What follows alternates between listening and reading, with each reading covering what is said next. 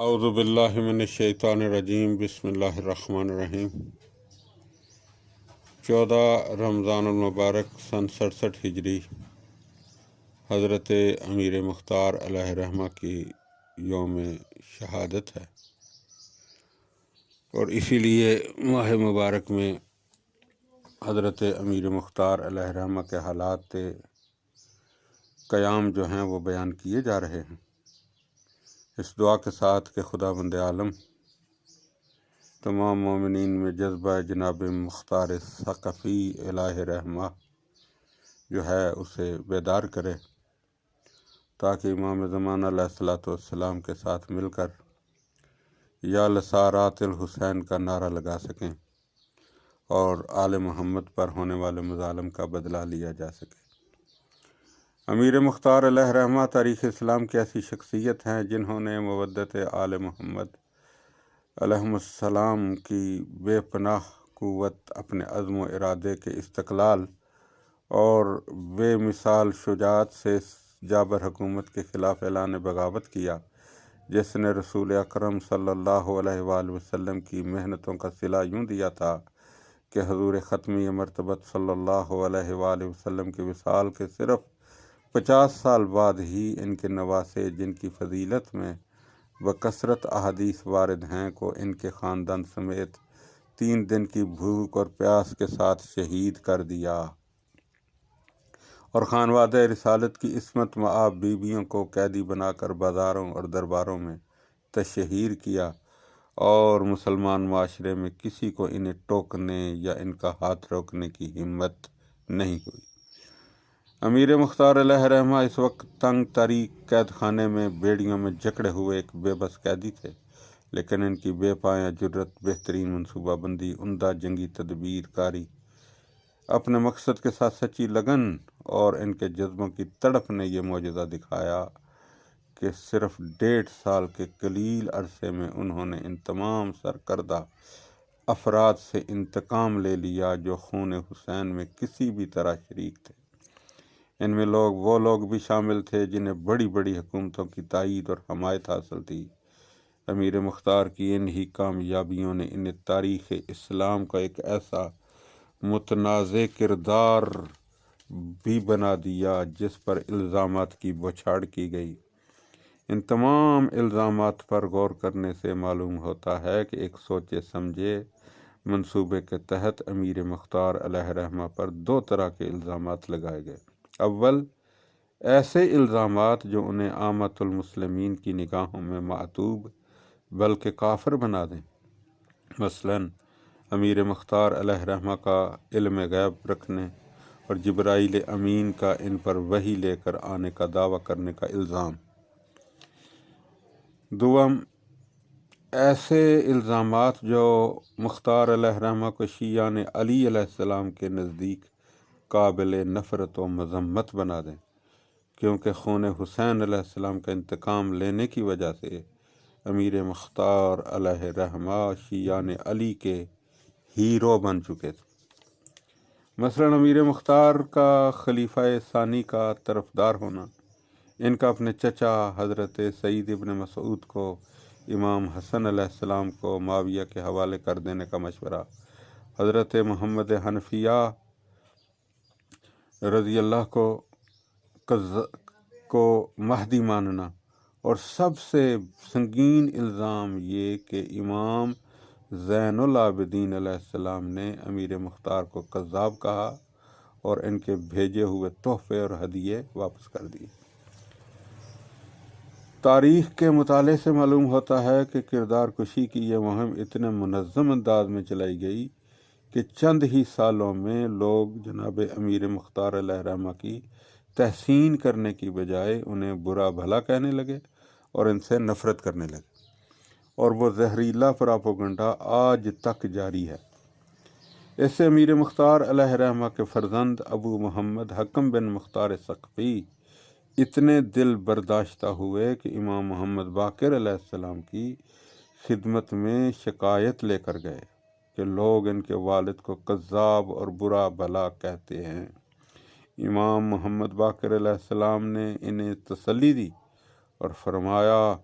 خدا کی قسم میرے والد بزرگوار امام زین العابدین علیہ السلام مجھ سے فرمایا کرتے تھے کہ خدا مختار علیہ رحمہ پر رحمت نازل کرے، اس نے ہمارا حق ادا کیا اور ہمارے دشمنوں سے بدلہ لیا۔ دیگر روایات سے اندازہ ہوتا ہے کہ حکومت کے مسلسل پراپیگنڈے کی وجہ سے امیر مختار علیہ رحمہ کے بارے میں یہ تاثر زائل نہیں ہو سکا تھا، کیونکہ ائمہ اہل بیت علیہم السلام سے بارہا امیر مختار علیہ رحمہ کے بارے میں سوال کیا گیا۔ اسی ضمن میں حضرت امام جعفر صادق علیہ السلام کا یہ فرمان بھی ملتا ہے کہ مختار کو برا نہ کہو، نہ اس کو گالی دو، اس نے ہمارے قاتلوں کو قتل کیا اور ہمارے گھر میں شادمانی کا باعث ہوا۔ اہل بیت عظام علیہم السلام نے مختار کو ہمیشہ کلمات خیر سے یاد کیا ہے۔ امیر مختار علیہ رحمہ کی فضیلت، ان کارناموں کی وقت، ان کی نیک نیتی اور مقصد کی حقانیت کے لیے فرمان معصوم ہی کافی ہے، لیکن عوام کی تسکین کی خاطر کے لیے علماء کرام اور محققین نے تمام الزامات کا جائزہ لے کر تاریخ اور تحقیق کی روشنی میں انہیں باطل قرار دیا۔ ان میں علامہ مجلسی کی بحار الانوار، شیخ جلیل قزوینی کی نقض الصنائع اور مولانا سید ابراہیم کی نور الابصار قابل ذکر ہیں۔ بقول علامہ سید علی نقی صاحب، امیر مختار علیہ رحمہ دو حکومتوں کے غیظ و غضب کا مرکز بن گئے تھے۔ ایک حکومت شام جس سے براہ راست قاتلان امام حسین علیہ السلام کا تعلق تھا، اور دوسری طرف عبداللہ ابن زبیر کی حکومت جو کوفے میں اپنے تسلط کے لیے مختار علیہ رحمہ سے جنگ کرنا ضروری خیال کرتی تھی۔ ان سب حکومتوں کی طرف سے ان کے خلاف پراپیگنڈا تھا۔ ہمارے نزدیک ان الزامات کا غلط ہونا ان افراد پر نظر کرنے سے ہی ثابت ہو جاتا ہے جو مختار کے ساتھ تھے اور برابر ساتھ رہے۔ ان میں رسول صلی اللہ علیہ وآلہ وسلم کے جلیل القدر صحابی شامل تھے۔ یہ اقتباس شہید انسانیت میں موجود ہے۔ صاحب ناسخ التواریخ لکھتے ہیں، ان اعتراضات اور اصطلاحات کی خاص وجہ یہ ہے کہ دوستان اہل بیت کی نظروں میں مختار علیہ رحمہ کی وقت کم ہو جائے اور جو جاں فشانی مختار علیہ رحمہ نے کی ہے وہ سبک اور حقیر ہو جائے، اور قاتلان حسین علیہ السلام کے وجود سے دنیا کو پاک کرنے والے کا دامن داغدار بنا دیا جائے تاکہ وہ قابل تحسین قرار نہ پائے۔ بعض تاریخ دانوں نے یہ تاثر بھی دینے کی کوشش کی ہے کہ امیر مختار علیہ رحمہ قتل و غارت کے خوگر تھے، لیکن اس کی تردید خود امیر مختار کا اپنا طرز عمل ہے۔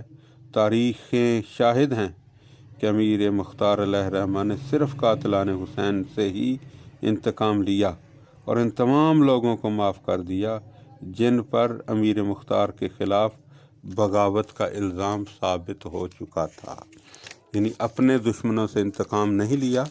صرف اہل بیت علیہم السلام کے دشمنوں سے انتقام لیا۔ امیر مختار کے جو حالات زندگی دستیاب ہیں، ان کے مطابق وہ خاندانی اعتبار سے رؤسائے عرب میں شمار ہوتے تھے۔ ان کے والد جناب ابو عبیدہ ابن مسعود ثقفی ایک بہادر سپہ سالار تھے جو تسخیر ایران کے معرکوں میں پیش تھے۔ امیر مختار کی والدہ دومت الخنساء ایک نامور شجاع خاندان سے تعلق رکھتی تھیں۔ امیر مختار کی ولادت 1 ہجری میں بیان کی گئی ہے۔ ان کا لقب کیسان اور کنیت ابو اسحاق تھی۔ لقب کیسان کے بہت سے مطالب بیان کیے گئے ہیں، لیکن علامہ مجلسی علیہ رحمہ کی روایت کے مطابق یہ لقب حضرت امیر المومنین علی ابن ابی طالب علیہ السلام نے بنفس نفیس خود انہیں عطا فرمایا تھا۔ بیان کیا جاتا ہے کہ ایک بار امیر مختار علیہ رحمہ جناب امیر علیہ السلام کے زانو اقدس پر بیٹھے ہوئے تھے اور آپ ان کے سر پر اپنا دست مبارک پھیرتے ہوئے فرما رہے تھے، یا قیس یعنی اے ہوش مند، اے فرزانہ۔ علامہ مجلسی علیہ رحمہ فرماتے ہیں کہ مختار علیہ رحمہ کی فضیلت کے لیے یہی کافی ہے کہ علی مرتضیٰ علیہ السلام جیسے حکیم زمانہ نے انہیں قیس کے لقب سے بچپن میں سرفراز فرمایا۔ بہار الانوار میں ایک طویل اور روایت امام حسن عسکری علیہ السلام سے بھی منقول ہے کہ امیر المومنین علیہ السلام نے فرمایا، میرے لخت جگر کے خون کا انتقام قوم ثقیف سے ایک لڑکا لے گا جس کا نام مختار ہوگا۔ امام زین العابدین علیہ السلام فرماتے ہیں کہ اس کے تھوڑے دنوں بعد مختار علیہ رحمہ کی ولادت ہوئی۔ امیر مختار نے اپنی جد و جہد کا آغاز 16 ربیع الاول سن 66 ہجری کو کیا اور 14 رمضان المبارک سن 67 ہجری میں شہادت پائی، اور شہادت بھی اس مقام پر ہوئی جہاں پر مولا علی کو ضربت لگی تھی، یعنی محراب مسجد کوفہ میں آپ کو شہید کر دیا گیا۔ ان کا زمانہ حکومت تقریباً 18 ماہ تحریر کیا گیا ہے۔ امیر مختار کی عمر بھی 67 برس ہوئی اور انہوں نے 83,303 قاتلان حسین کو تہ طیق کیا اور اپنے اس عہد کو پورا کر دیا جس طرح حضرت یحییٰ علیہ السلام پیغمبر خدا کے خون حق کے بدلے میں 70,000 افراد قتل کیے گئے تھے، میں بھی خون حسین کے بدلے میں ایسا ہی انتقام لوں گا۔ دعا ہے کہ خداوند عالم ہمیں امیر مختار کی عظمت کو سمجھنے اور پھر اسے اپنانے کی توفیق عطا فرمائے۔